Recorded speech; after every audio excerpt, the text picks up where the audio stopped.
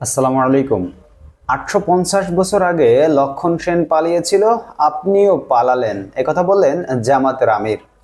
শেখ হাসিনার ক্ষমতাচ্যুতিকে বাংলায় সেন বংশের রাজত্বের অবসানের সঙ্গে তুলনা করেছেন জামাত ইসলামীর আমির ডক্টর শফিকুর রহমান। সদ্য সাবেক প্রধানমন্ত্রীকে উদ্দেশ্য করে তিনি বলেছেন, এমন রাজনীতি করলেন আপনাকে দেশ ছেড়ে চলে যেতে হলো। ৮৫০ বছর আগে লক্ষণ সেন পালিয়ে গিয়েছিল, অবশেষে পালিয়ে গেলেন আপনিও। সোমবার ১৬ সেপ্টেম্বর বিকেলে টাঙ্গাইল শহীদ স্মৃতি পৌর উদ্যানে বৈষম্য বিরোধী ছাত্র আন্দোলনে নিহতদের আত্মার মাগফিরাত কামনার পর আহত ও নিহতদের পরিবারের সঙ্গে মতবিনিময় সভায় প্রধান অতিথির বক্তব্যে এ উক্তি করেন তিনি।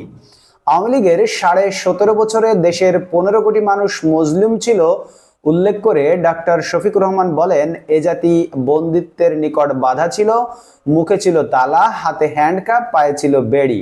প্রত্যেকটি মানুষই ছিল জুলুমের শিকার।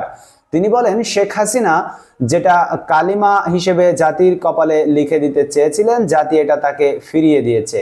এমন রাজনীতি করলেন, বললেন উন্নয়নের রাজপথে দেশকে উঠিয়ে দিয়েছেন, বললেন বাংলাদেশ বিশ্বে উন্নয়নের রোল মডেল। এমন রোল মডেল বানালেন আর এমন রাজপথ তৈরি করলেন, গাড়িটা রাজপথ দিয়ে চালিয়ে আপনি যেতে পারলেন না। জামায়াতের আমির আরো বলেন, ১৭.৫ বছর আওয়ামী লীগ সরকার জাতির উপর স্টিম রোলার চালিয়েছে, সবচেয়ে বেশি আঘাত দিয়েছে জামায়াত ইসলামী ও ইসলামী ছাত্র শিবিরকে। আমাদের মতো মজলুম সংগঠন আর কেউ না, আর কারো এতগুলো নেতাকে হত্যা করা হয়নি, আর কারো বাড়িঘর বুলডোজার দিয়ে ভাঙা হয়নি, আর কারো বাড়িঘরে আগুন ও লুটপাট করা হয়নি। আমাদের পর্দানশীল মা বোনদের ইজ্জত নিয়ে টানাটানি করা হয়েছে।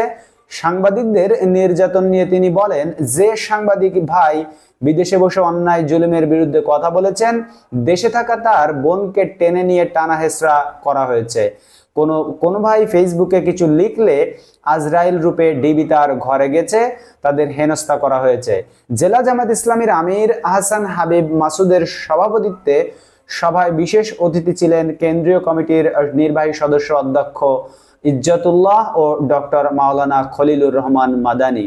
এ সময় আরো বক্তব্য রাখেন ধনবাড়ির নিহত একরামুল হক সাজিদের বাবা জিয়াউল হক, নিহত আশরাফুলের বোন সৈয়দা আক্তার, জেলা বৈষম্য ছাত্র আন্দোলনের সমন্বয়ক মনিরুল ইসলাম, জেলা ছাত্র শিবিরের সভাপতি আনোয়ারুল হোসেন মতিউল্লাহ, শহর শিবির সভাপতি মামুন আবদুল্লাহ প্রমুখ।